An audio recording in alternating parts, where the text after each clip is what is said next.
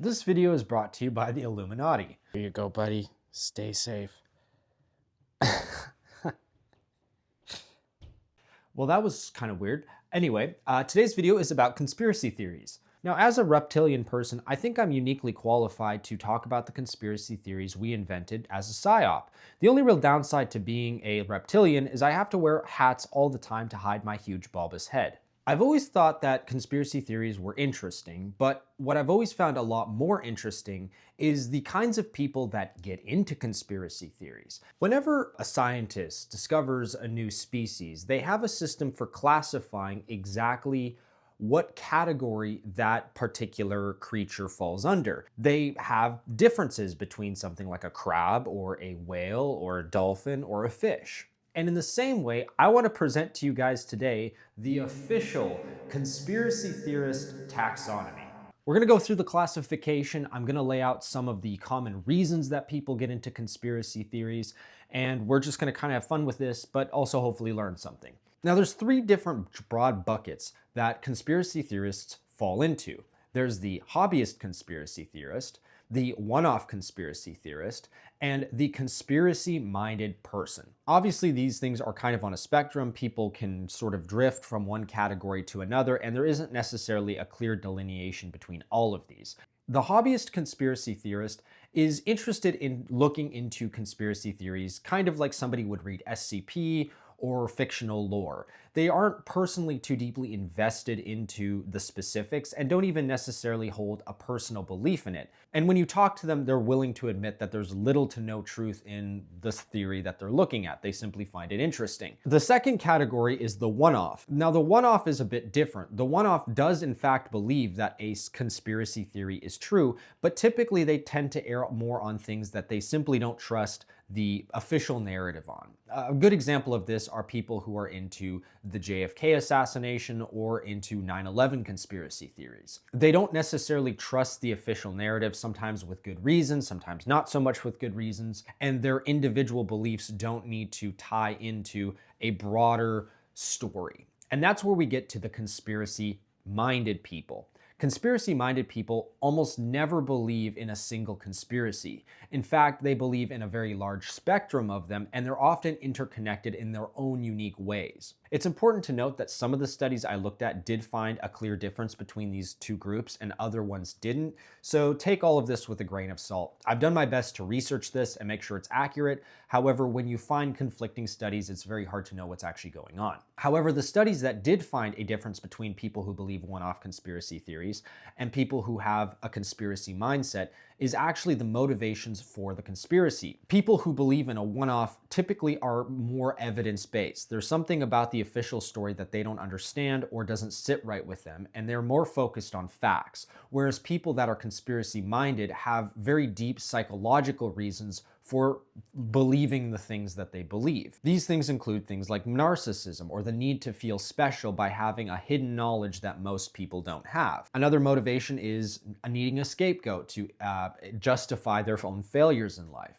Now, the reason I think this is really important to understand is it gives us some insight with how we should approach conversations with people who talk about conspiracy theories. If they're hobbyists, then there's not really a reason to debate them since they themselves in many cases don't personally believe in them, they just find it interesting. If a person believes in a single or maybe two or three at most, usually they're more focused on evidence, and in that case you can debate the particulars of the theory and they're far more likely to be receptive because that's the framework they're working with.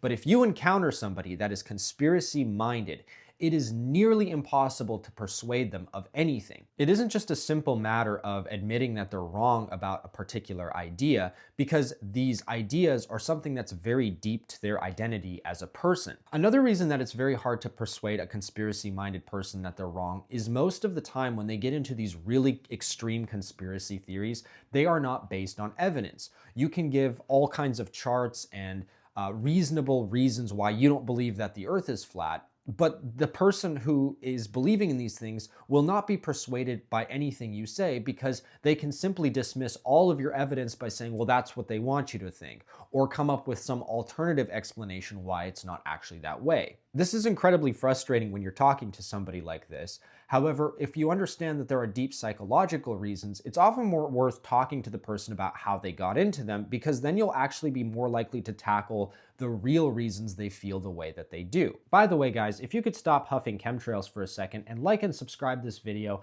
I would greatly appreciate it. Besides, liking and subscribing has been proven to prevent alien probing. With this background context, I want to present to you guys the official conspiracy spectrum. Now, of course, not to scale, and people can drift, and all of these categories actually exist in a chunk, not a particular point, even though I have them marked out that way. And finally, I'm a bit dyslexic, so the spelling of this chart is dubious. Now, first up on the spectrum, we have the anti-theorist. The anti-theorist is somebody that is personally deeply against believing anything other than the official narrative on everything, and in principle has something so deeply against having anything to do even remotely with a conspiracy theory that they will believe something even when the official narrative doesn't make sense. These are people that don't even have necessarily a principled approach to conspiracy theory debunking. They just hear the word conspiracy and they're out. Up next, we have the skeptic. The skeptic really focuses on the facts, and they really love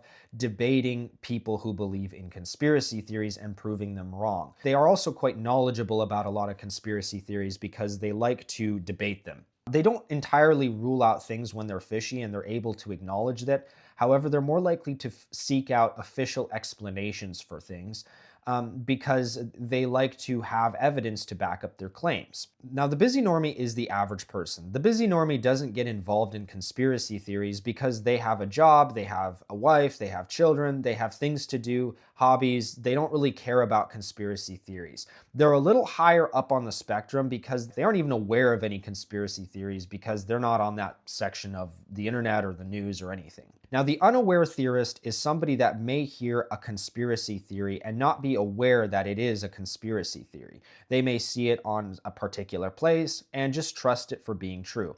They don't look into it too deeply, and they may oftentimes fall into this entirely accidentally. Much like the busy normie, they have a very low personal investment into the theory. They just hear something and they repeat it if it's in line with what they think, but they aren't going to go out and deeply debate their ideas, and they wouldn't even call themselves a conspiracy theorist because they just don't even know. I actually think a lot of people fall into this particular area because I personally had cases where I thought something was true and then later found out it was completely untrue.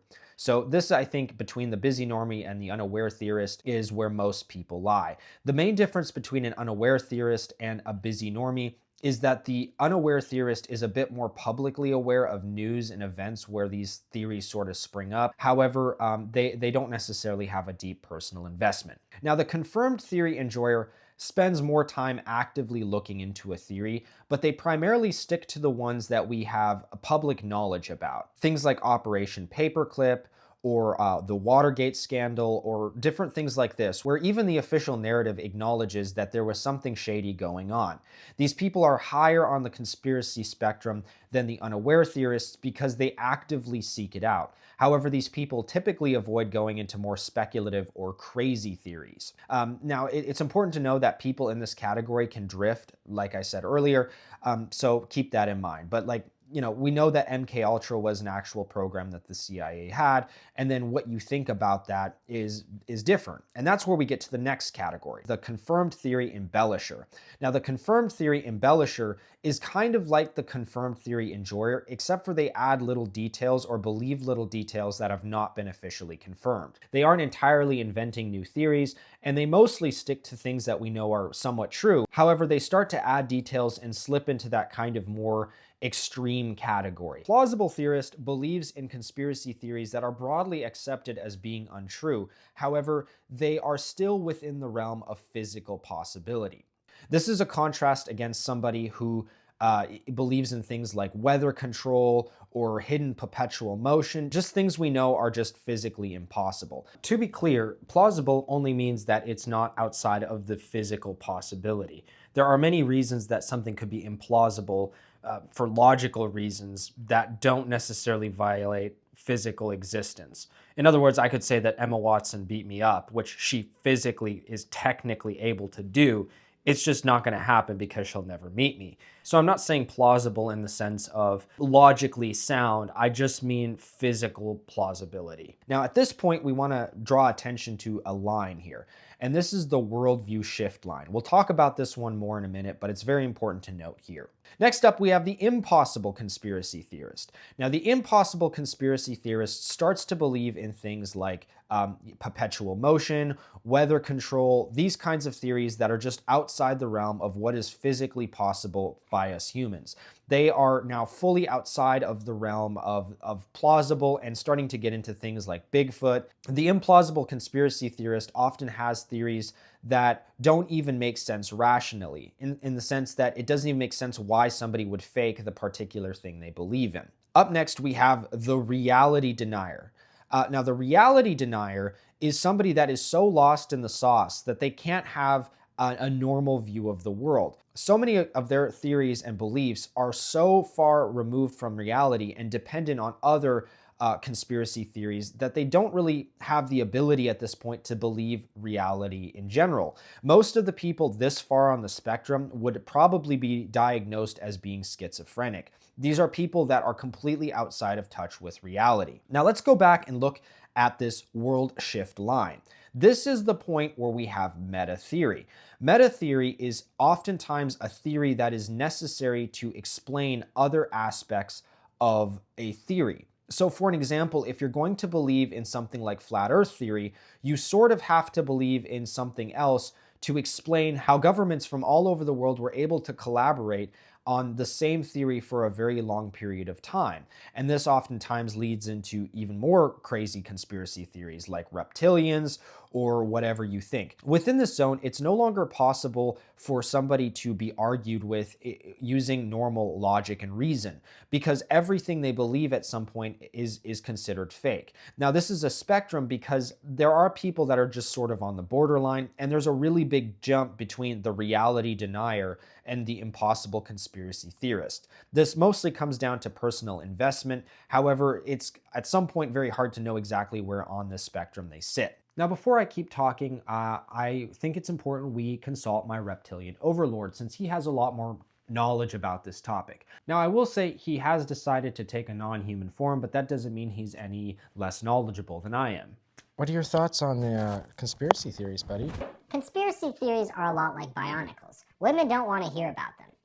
Now, it's important to know that conspiracy theorists don't necessarily set out to be conspiracy theorists, and in their own mind, everything they believe is justified and true. You have to realize that people don't just say things like the earth is flat and have people automatically agree with it. There are usually many arguments or pieces of evidence that are put forward to get people into believing this. They may be faulty, they may not be based on accurate information. However, there is usually a strong thread of different narratives that combine in an ultimate theory. This doesn't mean that they're correct. It just means that these people are not necessarily irrational per se. It's just that their sense of rationality is a bit skewed. Now, the reason I make this point is it's important to have some empathy for people that get caught up in conspiracy theories. Sometimes it's because of mental illness, and sometimes it's because that's just what they find meaning in. And when we talk to people, our goal should always be to try and help them see reason, not try to prove them wrong. And having some sympathy for irrational beliefs that people have that to them seem completely rational is important. Since when we just start attacking people, it's not a good way to help people or convince them that they're wrong. And to be honest, everybody has their own delusions. Some people think that there's chemtrails, and some people think that they'll grow up to be happy. In the end of the day, who's really crazier? One thing I've encountered a lot with talking to really hardcore conspiracy theorists is that there is always another question of what about X? What about Y? They aren't able to accept the fact that some things are just outside of the realm of understanding. If something doesn't make natural sense to them, they do not accept it as being true, and oftentimes fall into like the simplicity fallacy, which is that any kind of more complex explanation for a particular phenomenon has to be made up, because if it was real, it would be simple. This is actually a really big problem in the modern world. For a long time, the scientific process was based on a set of very simple, easy to understand principles.